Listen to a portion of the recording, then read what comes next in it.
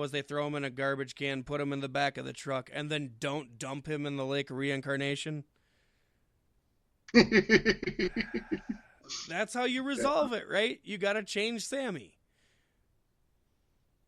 And people went in the lake of reincarnation, but it wasn't Sammy. Right. If I got to see Hurricane Helms transform into his normal self and then back again in an Ultimate Deletion match again, I'm going to cry. Because this isn't the first time it's happened. No. The good stuff was really good. But everything else was exactly the same as you'd seen.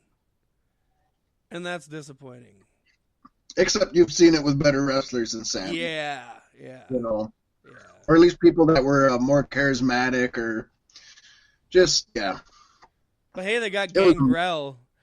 Just, if he's the secret celebrity pop-up, I feel like that's not the one you only want to have one of. You know what I mean? You got to have a couple of other cool names. Yeah, but I did like that it ties back to Matt's past, you know. Yeah. Gangrel brought Matt into the WWE as the Brood. The Brood. Yes, I was just the new Brood. Well, the new Brood, I guess it was, that he was with after Edge and Christian, but yeah. It was all right. It's just a shame Gangrel didn't bring in the Dudley Boys, huh?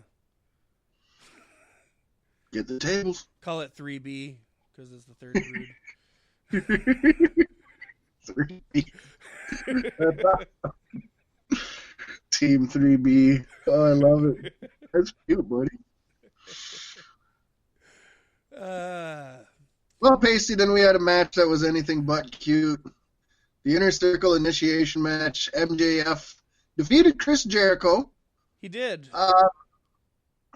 It was kind of anticlimactic. The match, the ending, kind of everything just was kind of there. The ending would have been better if the match would have been better. I'll say that much. I like the harkening back to Eddie Guerrero, because that's a pure heel move to act like your opponent hit you with a weapon when you were going to hit him with a weapon. And then right. But this match, it started slow and didn't go anywhere till it was over. And that finish isn't good for a match like that. It wasn't very engaging. The promo leading up to it, MJF's like, Jericho, you don't understand. I'll do anything to be in the Inner Circle. So I anticipated probably some blood here or something. You anticipate something, right? Yeah, like I'll do anything. Like, pretend you hit me with a bat and lay down on the ground. Like, okay. Yeah. I guess the deal is there. He doesn't pose a threat to Jericho in the immediate future. So this can slow build into something else, potentially. Yeah.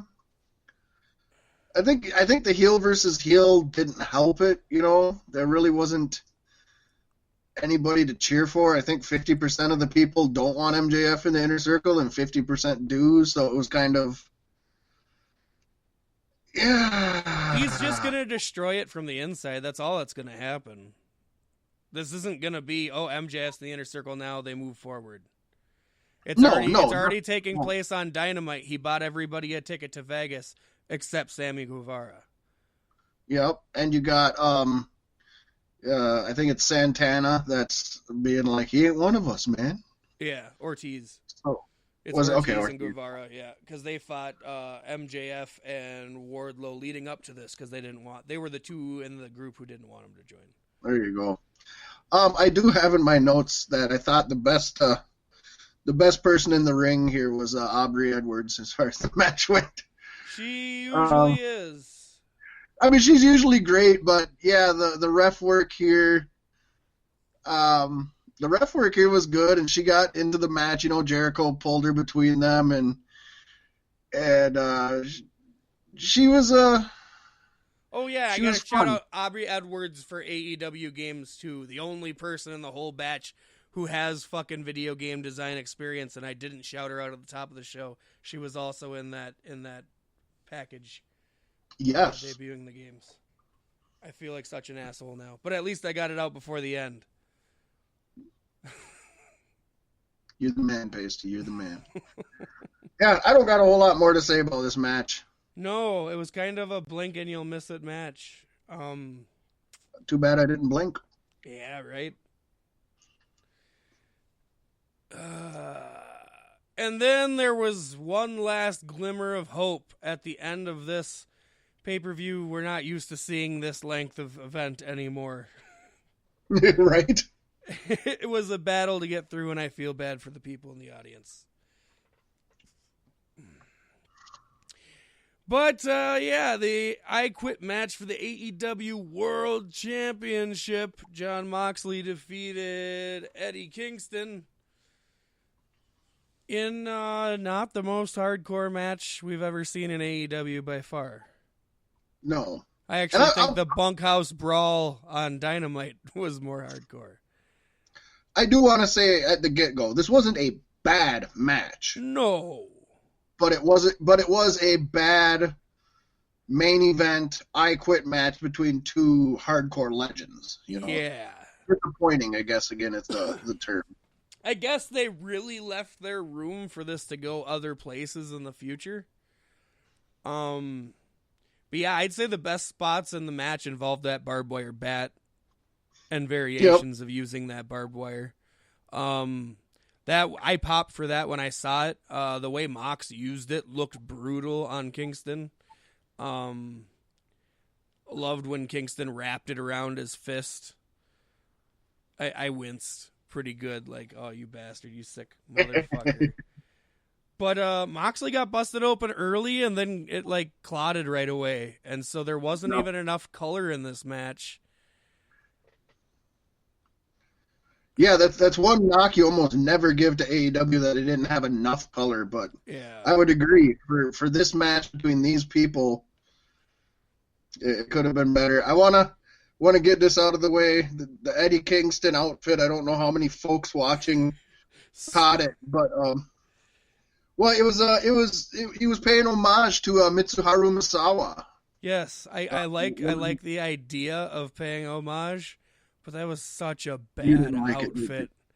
Such a bad. He needs like jeans and a beater, you know. Don't go wrestling gear, Kingston. I liked it just because Misawa is one of my all-time favorites. I mean, the man literally gave his life to the ring, literally. Mm-hmm. And he's just one of the greatest of all time, I feel. So I popped for it. I loved it, and I guess it wasn't distracting to me as much as it was to some people, at least from what I've read online. A lot of people really didn't like it. I didn't know it was like a tribute until well after the pay-per-view was done. Yeah. So I do feel bad about that, but at the same point, I can't help but to feel the way I felt about it. I don't know. Kingston right, and you can't imagine. I mean, Misawa is a legend, but you can't imagine that many mainstream wrestling fans would have any idea that this was an homage at all. So yeah, I can.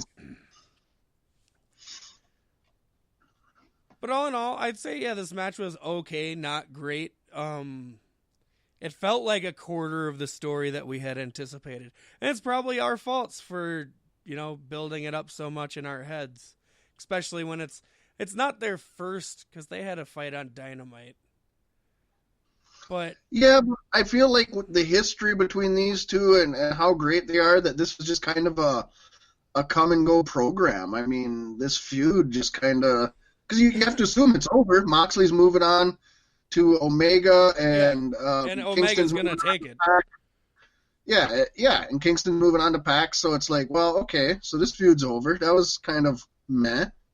The sad thing is then after that, we're probably going to get Moxley, Kingston in a tag team, which is good, but I don't want that to... Then if they're going to Bailey Banks it, you know what I mean? That's not what I want. Don't Bailey Banks Moxley and Kingston. I will say, and I'm probably on... I don't know if this is a popular opinion or not. I don't really care.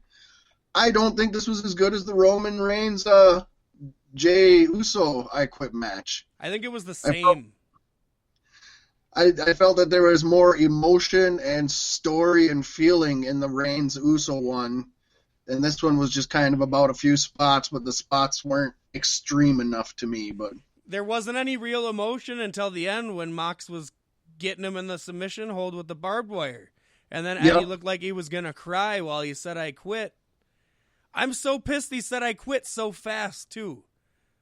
Yeah, that was surprising, wasn't it? Yeah, like... It was kind of anticlimactic. Kingston, you told him he's going to have to kill you to get you to quit. Not barely put a submission on with some barbed wire. Barbed wire. Yeah, there's just something was just not right. Yeah, well, I mean, I can't blame the rest of the card for looking at the tag team championship match and saying, how the fuck do we follow that? Right. But if that's the point, then why didn't you have that be your main event? Exactly. If you put the Inner Circle match and Mox versus Kingston in the middle of the card, I think this would have been a far more well-rounded pay-per-view. Now, in hindsight, am I going to like the fact that I can just go watch the first 5 matches and be satisfied if I want to relive this experience? Yeah, that's nice. Yeah. Right. And I would hate to have, Bucks and FTR go on last to have what happened at All Out happen, where their matches cut to a quarter of the time. Right. But I don't think they deal with that anymore either. They've been in the game long enough. They should have some leeway with the pay-per-view providers. And so, of course, this goes to Moxley Omega, who also, by the way, Pasty, I guess we should say, again, at least in my opinion, at last year's Full Gear had a much better, brutal hardcore match than this one. Yeah. So, wow, again, just it didn't live up to the hype. But their next showing is going to be just a wrestling match, which I think we all know favors Omega. And you mentioned it earlier, and I'll second it. I think almost everybody sees Omega walking away with the title here. Yeah, I think so. It has to happen, right? So then he can hand it down to Paige. I'd almost assume he's handing it to Paige at Evolution in February. I hope he doesn't get that short of a run, but maybe. I want to see Omega come. I want to see the cleaner, the New Japan cleaner Omega. You know what I mean? I want to see him bust out some badass shit. Yeah, but who's your Okada then? Who's your Naito? They don't have caliber talent on the AEW roster like that, and it hurts me to say it, but it's true. I agree. Everybody here is either from WWE and wrestles too soft, or they're from the indies and don't know how to wrestle TV yet. Yeah. But I'd still love to see him hold on to it for a while. I think, is it time for Paige to get it? You've had credible champions in Jericho and Moxley. Omega's definitely a credible champion. I guess your fourth guy could be Paige. I don't know. I think he's getting there. Oh, by the way, we didn't talk about that at the end of the tag team championship match when Omega comes out to celebrate with the Bucks and Paige is just barely seen in the tunnel. Like there's just a guy standing there. And I was like, who the fuck is that? Is he not supposed to be there? I'm like, oh wait, that's Paige. He is supposed. That was really cool.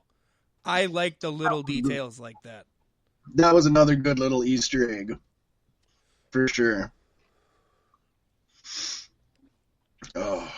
And the ringside talent didn't say anything about it, so I was like, is it a mistake? I don't know. All in all, I'd say this was still a damn good show. Yeah, it was. It's just like you said, it's the first 5 were really, really good, and the final 3 were quite a disappointment. Yeah. Best match, Pasty? Oh, tag titles for sure. Yeah, probably match of the year at this point. No question. Definitely at least AEW match of the year for sure. Yeah. I gave the final grade a B+. I didn't think it quite cracked the A. Cracked the A. What do you got? I'm gonna go with an A-. For as not